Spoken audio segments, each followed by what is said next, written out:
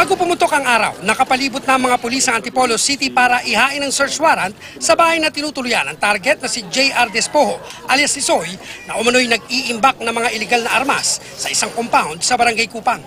Pero ayon sa pulisya, imbis na tanggapin ang search warrant, nanlaban daw ang suspect pati na ang mga kasama nito.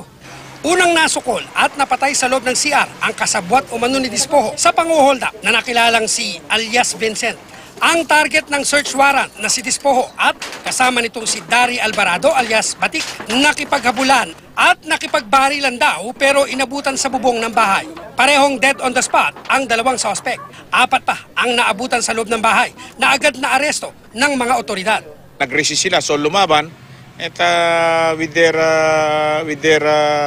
carnapping group, for sure may barel. Sabi ni Kapitan, kilala niya, notorious, sinabi ni OIC, notorious. Bukod sa mga pinaghihinalaang sabu at mga paraphernalia na recover sa compound, ang iba't ibang klase ng armas, mga bala at granada. May na-recover ding SUV at 3 motorsiklo na ayon sa pulisya ay gamit ng mga suspect sa panguhold up sa lugar. Kasing leader na tumatayo yung JR, actually itong grupo niya ay involved sa carnapping, illegal drugs. Marami ng record yan, lalo na sa barangay.